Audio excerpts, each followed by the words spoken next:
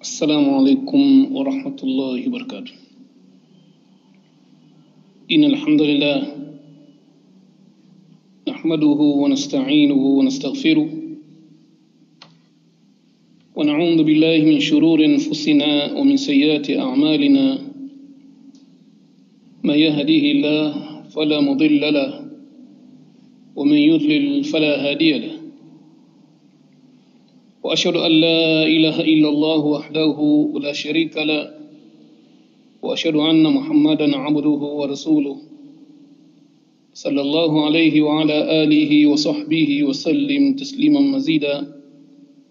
أما بعد.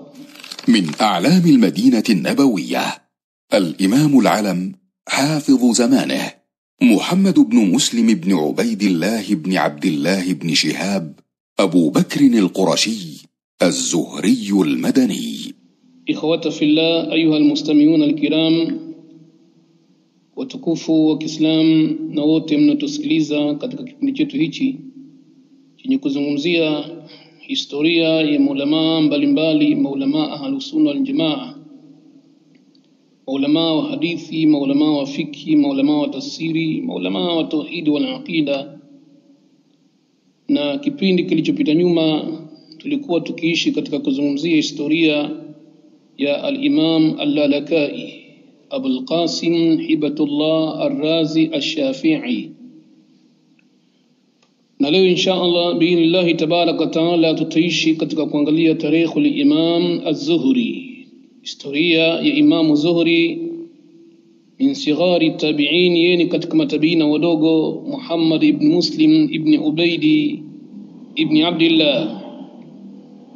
Na tutaangalia ismuhu wa kunyatuhu wa maulidu, jina lake na kunia yake na kuzaliwa kwake, kadhalika wa nisbatuhu na kunasibisha kwake, kadhalika tutaangalia vile vile sifatuhu, sifa zake alizokuwa nazo al-Imam Zuhri, kadhalika tutaangalia thanaul ulama alayhi, namna maulama walivyomsifu, kadhalika tutaangalia vile vile asbabu tafawukuhu fil ilm, sababu ya kuwa kwake juu zaidi kielimu kuliko watu wengine katika zama zake kuwazidi. Kadhalika tutaangalia washuyukhuhu, mashekhi zake mbalimbali waliomsomesha yeye, kadhalika watalamidhatuhu, na wanafunzi wake aliowasomesha, na vile vile tutaangalia min nawadirihi, katika mambo ambayo ni nadra ambayo yanapatikana kwake yeye al-Imam Zuhri, na mwisho tutaangalia wafatuhu rahimahullahu ta'ala, kufa kwake Allah amrihim. ولد سنة 50 أو 51 للهجرة. روى عن سهل بن سعد وأنس بن مالك ومحمود بن الربيع وعلي بن الحسين وعروة بن الزبير وغيرهم من الصحابة والتابعين. وروى عنه عطاء بن أبي رباح وعمر بن عبد العزيز وعمرو بن دينار وقتادة وطائفة من الأئمة. Ama ismuhu wa kunyatuhu wa mauliduhu wa nisbatuhu, jina lake na kunia yake na kuzaliwa kwake na nisba yake, yani kunasibisha kwake. Jina lake yeye huwa Muhammad bin Muslim, wa Muhammad bin Muslim bin Ubaidillah bin Ubaid bin Abdullah ibn Shihab ibn Abdullah ibn Harith ibn Zuhra ibn Kilab ibn Murra ibn Kambi ibn Luai ibn Ghalibi. Kwa nasabu yake ni nasabu iliungana na Mtume sallallahu alaihi wasallam. Al-Imam al-Alam ni mmoja katika maimamu kitambulisho cha Uislamu. Al-Hafidhu zamanihi ni mmoja katika wanazuoni wakubwa walihifadhi wingi wa hadithi za Mtume sallallahu alaihi wasallam katika zama zake. Na kunia yake Abul Qurashi Az-Zuhri Al-Madani, kunia yake ni Abul Qurashi Az-Zuhri, alinasibishwa na babu yake Az-Zuhri, kadhalika aliyetoka katika mji wa Al-Madani, mji wa Madina. Ulida rahimahullahu ta'ala fi sanati 50, amezaliwa katika mwaka 50. Qala Khalif ibn Khayati, amesema Khalif ibn Khayati, ulida sanata 51, amezaliwa mwaka 51 Hijria, amezaliwa mwaka 1 Hijria. Na hayo kama alivyoeleza al-Imamu fi tarikh, al-Imamu Dhahabi kwenye kitabu chake Siyarul A'lam an-Nubala, Imam Dhahabi juzu ya 5 saifa 326. قال أحمد بن حنبل: الزهري أحسن الناس حديثا وأجود الناس إسنادا. كان موسوعة في شتى المجالات العلمية.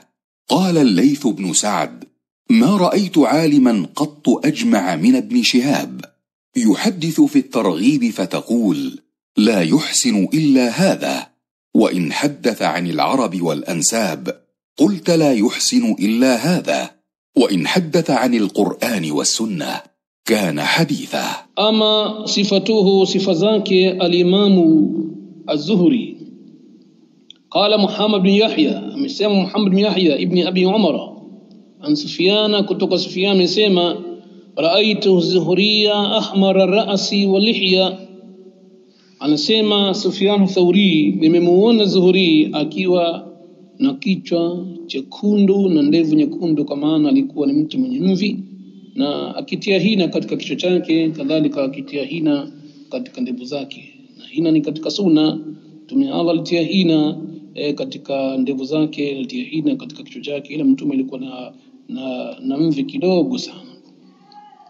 Kwa hiyo anasema Sufyan: Raaitu Zuhri ahmara ra'si wa lihya, nimemuona Zuhri akiwa na kichwa chekundu na ndevu nyekundu, kama maana alikuwa ni mwenye kupaka hina katika kichwa chake, kitia hina katika kichwa chake.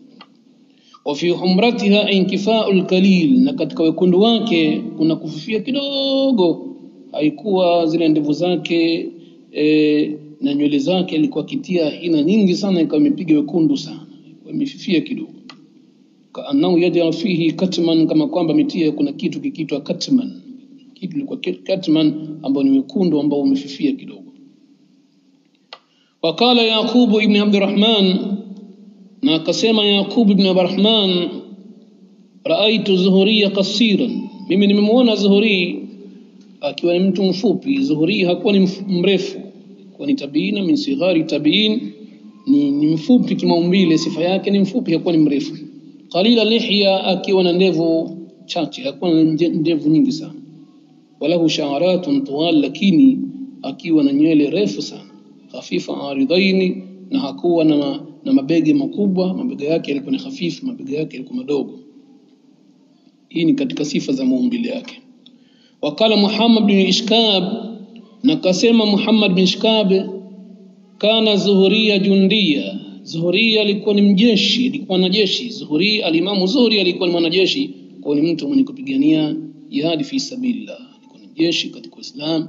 Na hii ni kuonesha kwamba askari yoyote anaweza kuwa ni mtu wa sunna, wala haimzuilii kazi yake kwamba si mtu wa sunna, si mtu mwenye kufuata manhaji. Pamoja na kazi yake hiyo, basi anatakikana kwamba au ni mwenye kufuata sunna za Mtume sallallahu alaihi wasallam, simzuilie kazi yake hiyo ikawa hakufuata, wakawa hasali, hafungi, hafanyi ibada, bali kazi inakuwa ni nzuri zaidi akiwa ni mtu mwenye kufuata sunna ya Mtume sallallahu alaihi wasallam. Kwa hiyo ilikuwa jundian, alikuwa ni mwanajeshi. كان الزهري من أحفظ الناس وأعلمهم. قال عن نفسه: ما استودعت قلبي شيئا قط فنسيته. وقال أيوب السختياني: ما رأيت أحدا أعلم من الزهري. وقال مكحول: ابن شهاب أعلم الناس. Ama kwa upande wa thanaul ulamai alayhi, namna maulama mbalimbali walivyomsifu alimamu Zuhri, ana Amr ibn Dinar qala, kutoka kwa Amr ibn Dinar amesema, na Amr ibn Dinar ni katika matabina. Amr ibn Dinar ni katika matabina, ni katika watu wa minazuhadi, ni katika watu ambao wenye kuipa mgongo dunia. Amr ibn Dinar amesema, Amr ibn Dinar: ma raaitu ahdan absar alhadithi min ibn Shihab, sikuwahipo kumuona mtu ambaye mwenye uoni mkubwa sana wa hadithi, kuzijua na kuzielewa, kuliko Ibn Shihab az-Zuhri. In dalili ya Amr ibn Dinar akimzungumza alimamu Zuhri akisema, ma raaitu ahdan absar alhadithi min ibn Shihab, sikuwahipo kumuona mtu ambaye mwenye uoni, mwenye elimu nyingi sana ya hadithi kuliko Ibn Shihab az-Zuhri. Wakala Umar ibn Abdul Aziz, na akasema Umar ibn Aziz min khulafai khamisa, katika khalifa watano katika makhalifa wa Kiislamu, ambaye amenasibishwa na khalifa watano. Umar ibn Abdul Aziz alisema katika wakati wake na utawala wake lilijisalihi, alisema lilijinasaihi, kuambia wale ambao wanokaa nao, wale watu wake, mawaziri wake na watu mbalimbali ambao wako karibu yake, aliwaambia hal taatuna ibn Shihab, hal taatuna ibn Shihab, je, nyinyi mnakwenda kuchukua elimu kwa Ibn Shihab au mnakaa kwangu mimi tu, muda wote mko kwangu mimi, hamwendi kwa mtu mwenye elimu nyingi kama hivi Ibn Shihab Zuhri? Mnakwenda kuchukua elimu kwa Ibn Shihab nyinyi au mnakaa kwangu tu? Qalu, wakasema wale mawaziri wake na watu wake wa karibu, inna lanaf'alu, si tunafanya hivyo mheshimiwa, tunakwenda kusoma kwa al-Imam Zuhri. Qala, akasema faatuhu, basi endeni sikae, kimaliza shughuli zenu basi nendeni mkachukua elimu pale. Fa innahu laysa ahadun a'lamu bisunna madhiya minhu, hakuna mtu ambaye ni mjuzi zaidi kuzijua hadithi za Mtume sallallahu alaihi wasallam zilizopita kuliko al-Imam Zuhri. Huyu ni mtaalamu sana wa hadithi. Nendeni msikae tu hapa ofisini na katika majengo yangu kama mmekaa hamwendi kusoma, kachukueni hadithi. Okay, yeye ni mmoja kama ulama wakubwa. Laisa ahadun a'lam bi sunna madhi minhu, hakuna mtu ambaye mwenye kujua zaidi zile hadithi zilizopita yani za Mtume sallallahu alaihi wasallam kuliko Imam Zuhri, Ibn Shihab Zuhri. Waqala Daudi, na akasema Daudi, awwal man dawana al-ilma wa kataba Ibn Shihab, mtu wa mwanzo kabisa aliyeandika elimu ya dini, elimu za dini, mtu ambaye alifanya tadwini yani awwal tadwin, mtu mwanzo kufanya tadwini, kuhifadhi na kuiandika elimu na kuiandika vizuri ni Ibn Shihab Zuhri. Waqala al-Imam Maliki, na akasema al-Imam Malik ibn Anas al-Asbahi al-Himyari, amesema kana Ibn Shihab min askha an-nas, alikuwa al-Imam Ibn Shihab Zuhri min askha an-nas, katika wakarimu, aliwazidi watu wengi sana kwa ukarimu katika wakati wake. Wataqiyan, na alikuwa ni mcha Mungu, taqi. Mala fi an-nas min nadhir, hakuna kwa watu tukiwaangalia hawa hakuna watu ambao wanaweza kufanana naye. Ni mtu ambaye ni mkarimu sana, mcha Mungu sana katika wakati wake, hakuna mtu ambaye alifanana naye kwa ukarimu na ucha Mungu. Wakala Imam Ahmad bin Hanbali, na akasema al-Imam Ahmad bin Hanbali wa al-Imam Ishaq ibn Rahawayhi, akasema wao wamesema wawili hao, asahu al-asanid mutlaqa az-Zuhri an Salim an abihi, isnadi ambao ni sanadi za hadithi ambazo ni sahihi zaidi kutoka Zuhri ni sanadi ambayo kaipokea ameipokea kutoka Salim, na Salim kapokea kwa babake. Hii ni asahul asanid, isnadi ambazo ni sahihi zaidi kuliko isnadi nyingine. Upande wa Imam Zuhri ni zile ambazo amezipokea kutoka kwa Salim, na Salim amepokea kwa babake. Hizo ni katika isnadi ambazo ni sahihi zaidi. Wakala al-Imam Dhahabi, na akasema al-Imam Dhahabi, wa min hifdhi Zuhri, na katika miongoni mwa hifdhi ya kuhifadhi Qur'ani ya Imam Zuhri ambayo ni ajabu sana, annahu hafidha al-Qur'ana fi 80 laila. Al-Imam Zuhri alihifadhi Qur'ani nzima yote kwa siku 80 tu. Alihifadhi Qur'ani yote kwa siku 80, yani miezi miwili na siku 20 tu. Miezi miwili na siku 20 alihifadhi Qur'ani yote. Hii katika maajabu yaliyopatikana kwa Imam Zuhri. Wa min hifdhi Zuhri annahu hafidha al-Qur'ana fi 80 laila, na katika ajabu ya hifdhi ya Zuhri ni kwamba amehifadhi Qur'ani kwa siku 80. Akasema al-Imam Dhahabi, rawa dhalika anhu ibn akhihi, na hayo ameyasimulia mtoto wa ndugu yake Muhammad bin Abdullah, ameyasimulia hayo. Intaha maneno ya Imam Dhahabi yamekomea hapa. Rawa Imam Zuhri 10 min as-sahaba, al-Imam Zuhri amewaona watu 10 katika masahaba wa Mtume sallallahu alaihi wasallam. Warawa anhu, na wengi wamepokea kutoka kwake katika watu mbalimbali. Wa hadatha anhu kibara ya imma, na wamesimulia kutoka kwa Imam Zuhri, maimamu wakubwa wamechukua hadithi kutoka Imam Zuhri na wakasimulia na kuzisomesha ile hadithi hizo. Wa kana ahfadha ahli zamani, na Imam Zuhri alikuwa ni katika maimamu ambao amehifadhi zaidi katika wakati wake kuliko watu wengine.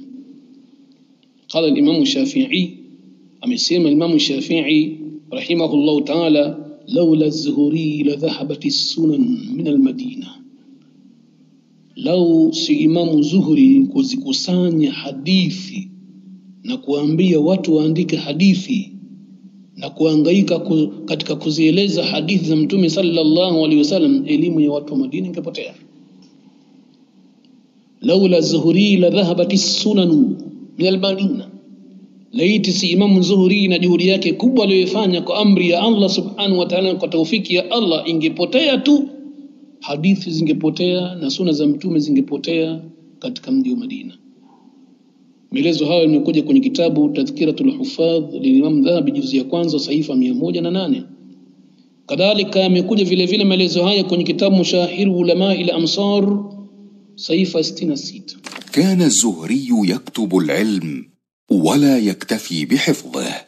قال أبو الزناد: كنا نطوف مع الزهري على العلماء ومعه الألواح والصحف، يكتب كل ما سمع، وكان تاليا للقرآن، فكان إذا دخل رمضان قال: إنما هو تلاوة القرآن وإطعام الطعام. Ama shuyukhu mashekhe zake waliomsemesha al-Imam Zuhri, al-Imam Zuhri amesomesha mashekhe mbalimbali. Rawa an Sahal ibn Sa'd, amepokea kutoka Sahal ibn Sa'd. Kadhalika amesoma kwa Anas ibn Maliki, walakiyahu bin Mishqa, na al-Imam Zuhri alikutana Imam Anas ibn Maliki katika mji wa Damascus. Wasaib ibn Yazid, na amesoma vile vile al-Imam Zuhri kwa Saib ibn Yazid, Abdullah ibn Thalaba ibn Sakhiri, wa Mahmud ibn Rabi, na Mahmud ibn Nabi, wa Mahmud ibn Labidi, na Mahmud ibn Labidi, wa Safini Abi Jamila, na Safini Abu Jamila amepokea kwake, amesoma elimu kwake ya hadithi na elimu mbalimbali kutoka kwake. Kadhalika al-Imam Zuhri amesoma kwa Abi Tufaili Amir, wa Abdurrahman ibn Azhar, wa Rabi'a bin Daili wa ghairihim kathir, na wengi miongoni mwao amechukua elimu kutoka kwao. Na hapa sisi tumewataja baadhi yake tu.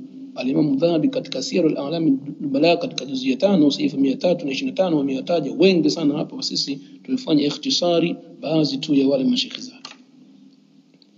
Ama talamidhatuhu, wanafunzi wake aliwasomesha. Qala al-Imam Dhahabi: hadatha anhu, amechukua hadithi kutoka kwake Ata ibn Abi Rabah, mwanachuoni mkubwa Ata ibn Abi Rabah, ambaye tumemzungumza historia yake, tarehe ya Ata ibn Abi Rabah. Tukirejea utaona namna gani alivyokuwa akisomesha elimu kubwa. Na Ata ibn Rabah ni katika walimu wake al-Imam Abu Hanifa Nu'man ibn Sabit az-Zawta. Huyo anasimulia al-Imam Dhahabi, hadatha anhu Ata bin Abi Rabah. Ata ibn Abi Rabah amechukua, ni katika wanafunzi wa Imam Zuhri, kadhalika wa huwa akbaru minhu. Ata alikuwa ni mkubwa zaidi kuliko al-Imam Zuhri. Ata alikuwa ni mkubwa zaidi kuliko al-Imam Zuhri, lakini alikubali kukaa kitako kuchukua elimu ya hadithi kutoka kwake. Na hiyo ndiyo maana ya kuchukua riwayatul akabir an saghir, riwaya za watu wakubwa wamepokea kutoka kwa wadogo, na wengine riwayatu asghar an akabir, riwaya za wadogo kuchukua kwa wakubwa. Kwa hiyo maulama wakati wao walikuwa ni wenye kuheshimu elimu. Yoyote mwenye elimu alikuwa akiheshimiwa, na watu walikuwa wakichukua elimu yao pasina kujali umri wake kwamba huyu ni mdogo, au pasina kujali kwamba huyu ni mtu mzima. Akichukua elimu kwa mtu mzima, akichukua elimu kwa mdogo vile vile.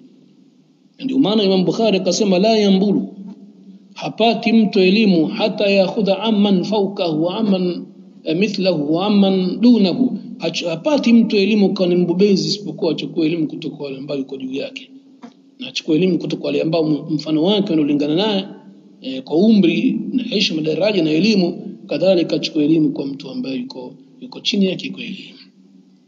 Kwa hiyo hii ilikuwa ni katika kitu ambacho maulama wa zamani wamefanikiwa sana, ni kuthamini elimu kwa yote ambayo elimu hiyo anayo, elimu ya hadithi, elimu ya fiki, elimu ya aqida, elimu ya tauhidi, wakiheshimu hasa akiwa mwanachuoni huyo ni katika ahlus sunna wal jamaa. Kadhalika miongoni katika wanafunzi wake wengine aliwasomesha huwa Umar ibn Abdul Aziz. Umar ibn Abdul Aziz kwa ni katika wanafunzi wa Imam Zuhri. Umar ibn Abdul Aziz mjukuu wake Sayyid Umar huyo alikuwa ni mwanafunzi wa Imam Zuhri, wa mata kablahu, na alikufa Umar ibn Abdul Aziz kabla Imam Zuhri. Alikufa mwanzo Umar ibn Abdul Aziz kabla Imam Zuhri bi 20 sana, kwa kwa miaka 23 au miaka 29. Na wengine katika wanafunzi wake Imam Zuhri ni Amr ibn Dinar wa Amr ibn Shuaib wa Qatada ibn Duama, na Qatada ibn Duama ambaye tumemzungumza vile vile historia yake, tarehe Qatada ibn Duama Asadusi ibn Khattab al-Ama al-Basri. Kadhalika mwingine katika wanafunzi wake ni Zaid ibn Aslam, Zaid ibn Aslam ambao umetaja Imam Dhahabi, mtaja Zaid ibn Aslam, wanawe na baba yake Abdurrahman ibn Zaid ibn Aslam ni katika maulama wakubwa walikuwa katika zama zao. Wa taifatu min akranihi, na kundi katika watu ambao analingana nao kwa elimu na umri, analingana nao kwa umri basi na elimu, basi pia alikuwa aliwasomesha. Kadhalika katika miongoni mwa wanafunzi wake ni Mansur ibn Mu'tamar, na mwingine katika wanafunzi wake ni Ayub Sakhtiani, mwanachuoni mkubwa huyo, kigongo katika masala ya hadithi. Ayub Sakhtiani hapazungumzi katika masala ya mustalah hadithi isipokuwa atatajwa Ayub Sakhtiani bikasri sin wa fathiha, kwa kasra sin wa fatha yake, Sakhtiani au Sakhtiani. Na wengine katika wanafunzi wake wa Yahya ibn Sa'id al-Ansar, Yahya ibn Sa'id al-Ansar wa Abu Zinad na Abu Zinad wa Salih ibn Kaysana na Salih ibn Kaysana wa Uqayl ibn Khalid wa ghayruhum kathir, na wengine wengi na wengineo wengi katika wanafunzi wake. Na hapo vile vile tumetaja wachache tu katika wanafunzi wa Imam Zuhri, lakini Imam Zuhri alikuwa na wanafunzi wengi sana kabisa kama alivyotaja Imam Dhahabi. من مواقفه أو من مناقبه عليه رحمة الله كان ممن يصدع بكلمة الحق ولا يخشى في الله لومة لائم. بعض الناس أيها الإخوة ربما يسيء فهم هذه المواقف. هذا أمر مشترك بين أهل العلم تقريبا، العلماء الأئمة الكبار الذين أجمع الناس على إمامتهم كالزهري مثلا كانوا كذلك، كانوا يعني لا تأخذهم في الله لومة لائم. Ama min nawadirihi, katika mambo ambayo ni nadra yamepatikana kwa Imam Zuhri, Ma'mar ibn Zuhri kutoka Ma'mar tabina Ma'mar mpokea kwa Zuhri qala, amesema idha tala al-majlis, amesema Imam Zuhri idha tala al-majlis kana li shaytan fihi nasib, kikao kikiwa ni kirefu sana cha mazungumzo ya kipuuzi si ya dini, basi shetani ana nafasi katika sehemu ya kuwapoteza watu. Ikiwa watu watakaa katika kikao ambacho sio cha dini au kikao ambacho hataji ndani yake Allah, hataji ndani yake mtume, basi shetani hutawala. Idha tala al-majlis kana li shaytan fihi nasib, itakaporefuka kikao kirefu sana ikawa hataji hapo ndani yake Allah subhanahu wa ta'ala mtume wake, hazungumzi masuala ya dini na kuyataja mazungumzo ya dini, basi shetani ana nafasi vile vile hapo. Wakala Zuhri, na akasema Imam Zuhri, kuna na'ati al-alima fama nata'allamu min adabi ahabu ilaina min ilmihi, sisi tulikuwa tunakwenda kwa mwanachuoni kuchukua elimu, basi yale ambayo tunasoma kutoka kwa mwanachuoni huyo katika zile adabu zake, akhlaki yake na adabu yake, ahabu ilaina, hayo yalipendeza zaidi kwetu sisi min ilmihi, kuliko hata elimu yake.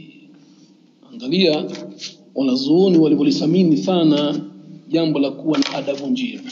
Angalia namna wanazuoni walivyothamini sana jambo la kuwa na tabia njema. Tabia njema ni katika muhimu sana. Jambo la mtu kuwa na tabia njema, kujipamba tabia njema, jambo hili ni nzuri sana ambalo katika zama zetu watu wameghafilika nalo. Al-adab, jambo la kuwa na adabu njema, jambo hili watu wameghafilika nalo, ni jambo muhimu sana. Linapamba katika kila nyanja, kila pahala, kila fani, kila sanaa, kila sehemu yoyote lazima kuwe na adabu. Na mtu yote mwenye adabu njema basi hafanyi mambo ya ajabu vile vile.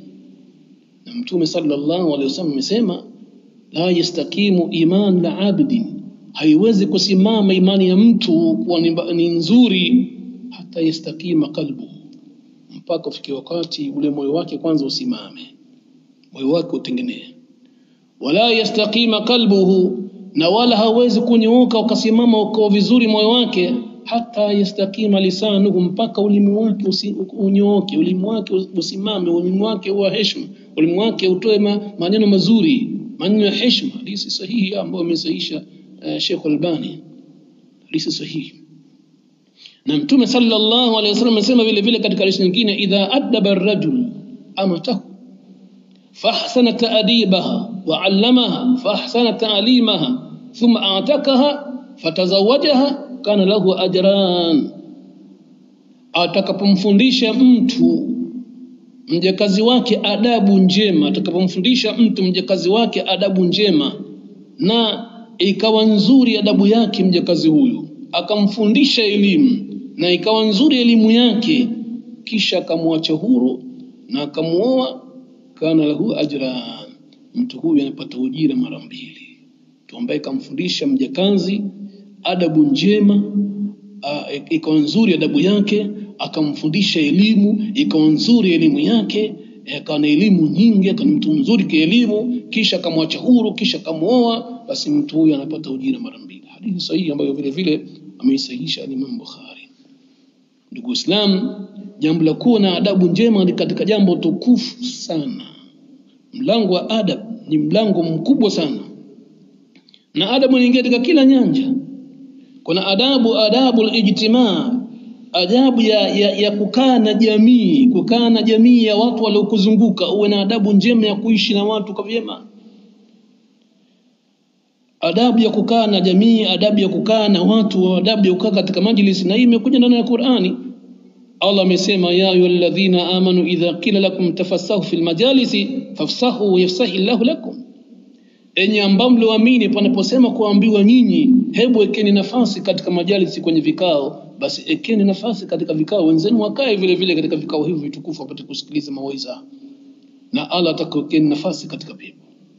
Vile vile kuna adabu al-akli wash-shurb, adabu ya kula na kunywa. Uislamu hakuacha kila nyanja isipokuwa umezungumza adabu ya kula na kunywa vile vile. Mtume kawafundisha masahaba wake na vijana na watoto katika masahaba, kawafundisha adabu ya kula.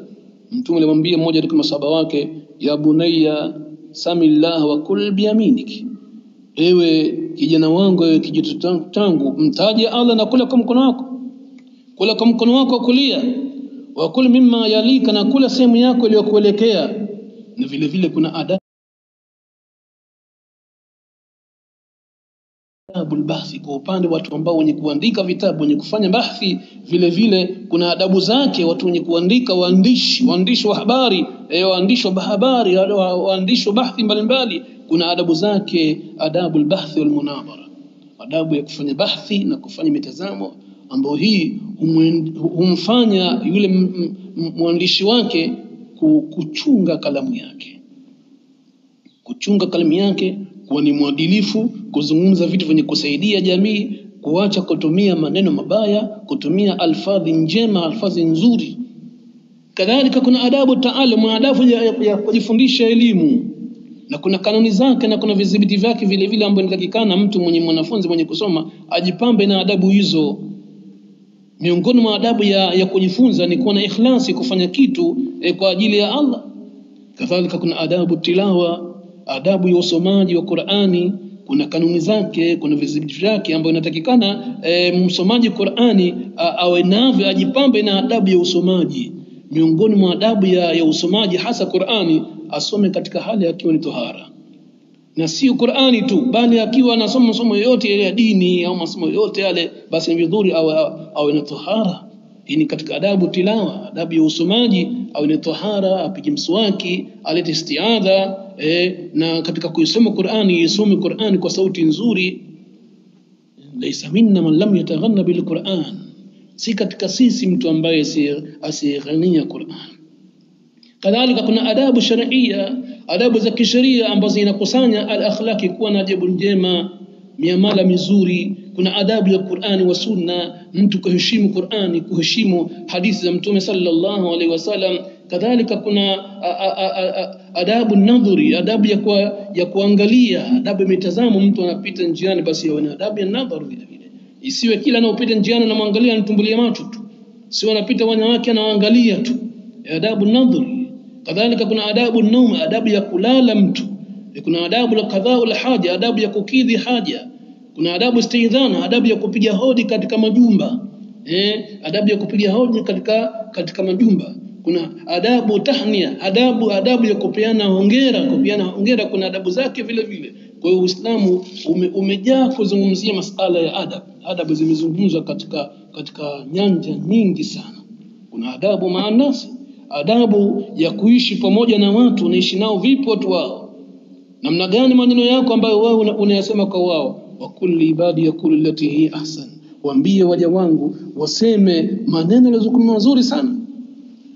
Man kana yu'minu billahi wal yawmil akhir, yule ambaye mwenye kumwamini Allah na siku ya mwisho, falyukrim jarahu, na mkirimu jirani yake. Man kana yu'minu billahi wal yawmil akhir, yule ambaye mwenye kumwamini Allah na siku ya mwisho, falyukrim dhaifahu, na mkirimu mgeni wake, amkirimu mgeni wake. Kwa hiyo adabu zimeelezwa katika nyanja tofauti vile vile. Kuna adabu ya adabu marid, adabu ya kukagua wagonjwa na kwenda kumwangalia mgonjwa, basi kuna adabu zake vile vile. Kuna adabu la atash, kuna adabu ya kwenda chafya, kwamba unapokwenda chafya uzuie mdomo wako na mshukuru Allah subhanahu wa ta'ala. Na kuna adabu tathaubu, adabu ya kwenda miayo, unakwenda miayo usifunue tu mdomo kwa mdomo mpana umefunua unapiga makelele tu. Kuna adabu tathaubu. Kwa hiyo Uislamu unatufundisha adabu mbalimbali. Kuna adabu suhba, adabu ya kufatana na watu, kusubiana na kukaa na urafiki na mwenzio. Al-akhillau yawmaidhin ba'dhum li ba'd adu ila al-muttaqin, marafiki siku ya kiyama wao kwa watakuwa ni madui isipokuwa wale ambao wenye kumcha Allah subhanahu wa ta'ala. Kuna adabu salam, kuna adabu ya kutoa salamu. Unapoingia katika majumba utoe salamu, hata kama katika nyumba hiyo hakuna mtu yote aliye ndani ya nyumba, unaishi peke yako, umefungua mlango umeingia nyumbani kwako, basi utoe salamu vile vile. Fa idha dakhaltum buyutan, basi mtakapoingia katika majumba, fasallimu ala anfusikum, jitoleni salamu katika nafsi zenu, tahiyatan min indillah, au maamkizi kutoka kwa Allah, barakan tayyiba, ya baraka nyingi mazuri. Kadhalika yubayyinu Allahu lakum ayati, kama hivi Allah anakubainisheni aya zake, la'allakum ta'qilun, ili nyinyi mpate kuona akili. Kuna adabu samaa, adabu ya kusikiliza mazungumzo. Unasikiliza mazungumzo, basi uwe na adabu njema ya kusikiliza mazungumzo ya watu, uwe na adabu njema, usikejeli. Kuna adabu alhadith, kuna adabu ya mazungumzo, kuna adabu aljidal, kuna adabu ya mijadala, kuna adabu aljulus, adabu ya kukaa na watu. Ya alladhina amanu idha qila lakum tafassahu fil majalisi fafsahu yafsahillahu lakum. Kwa hiyo utaona kwamba Uislamu umezungumzia adabu mbalimbali. Hizi ni katika adabu ambazo tumezikosa. Uislamu unatakikana ajipembe nazo. Kuna adabu la usari, adabu ya familia, adabu ya familia, kwamba familia uishi nayo vizuri, uamrishwa maabudie Allah, kadha rabbuka alla ta'budu illa iyyahu bil walidayni ihsana, kuwatendea wema wazazi wawili. Kuna adabu al-batini, adabu ya ndani ya moyo wako, kwamba hakuna mtu ambaye wewe unamchukia. Usimchukie mtu isipokuwa mchukie kwa ajili ya Allah. Mpende mtu, usimpende mtu isipokuwa umpende kwa ajili ya Allah subhanahu wa ta'ala. Kwa hiyo utaona kwamba Uislamu umezungumza adabu mbalimbali. Vile vile kuna adabu al-muhaddith, adabu ya mtu mwenye kuzungumzia hadithi za Mtume sallallahu alaihi wasallam. Kuna adabu al-mashi, adabu ya kutembea. Kwa hiyo utaona kwamba Uislamu umezungumza katika adabu mbalimbali. Kwa nini tunazungumza haya? Na tukimwangalia al-Imam Zuhri alikuwa amejipamba na akhlaki kama hizi, na akhlaki kama hizi. Anasema kunna na'ti al-alima, sisi ndio tunamwendea mwanachuoni, fama ta'allamu min adabihi ahabbu ilaina, yale ambayo sisi tunajifundisha katika adabu zake mwanachuoni huyo, basi napendeza zaidi min ilmi, kuliko elimu yake. Wakala, nakasema kana man madha, walikuwa wale ambao waliopita, min ulamaina yakuluna, katika ulama wetu wakisema al-intisam bi sunna najah, kushikamana na sunna ya mtume ndio wokovu. Walilma yuqbadhu sari'an, na elimu inaondolewa, inachukuliwa haraka biizli ilmi thabatu din, kwa utukufu wa elimu basi ndio dini inapata nguvu. Elimu dini inapata kuthibiti, wa dunia na dunia inapata kuthibiti kwa sababu ya elimu ya dini. Wa dhahabu ilm, na kuondoka kwa elimu ya dini ya Kiislamu, dhahabu dhalika kullu, basi ni kuondoka kila kitu, kinaondoka kwa sababu itakapoondoka elimu ya dini ndio kila kitu kinaondoka. Na hayo unayapata kwenye kitabu, maelezo hayo unayapata kwenye kitabu Tarikh al-Islam juzi ya 8 saifa 247. توفي الزهري في رمضان سنة 23 أو 24 و100 وقد جاوز 70، فرحمه الله وألحقه بالصالحين ورفع درجاته في المهديين. أما وفاته كفاكوك رحمه الله، قال إمام ذهبي قال يحيى قطان توفي الزهري alifisha Imam Zuhri sanata 34 wa 20 wa 100 mwaka 123 au 124 Hijria. Fisha mwaka 123 au mwaka 124 Hijria. Na tufikie hapo inshallah. Hii ndio historia kwa ufupi sana ya Imam Zuhri. Historia kwa ufupi sana ya Imam Az-Zuhri, sigharu tabiina, Muhammad Muslim ibn Ubaidi ibn Abdullah. Kwa ufupi sana tutakuja kuangalia historia mwanachuoni mengine katika wiki inayokuja, na hasa tutaishi katika kuangalia katika kipindi kinachofuata, na usije ukakosa kipindi hicho kusikiliza. Tutaishi katika kuzungumzia historia ya Imam Muzani. Tutakuja kumuona al-Imam Muzani, ni mmoja kati ya imamu wakubwa, ni mshafi, na kuomba sana ubakie kuja kusikiliza historia hiyo ya Imam al-Muzani rahimahullah ta'ala rahmatan wasi'a. Subhanakallahumma bihamdika nashhadu an la ilaha illa anta nastaghfiruka wa natubu ilayk.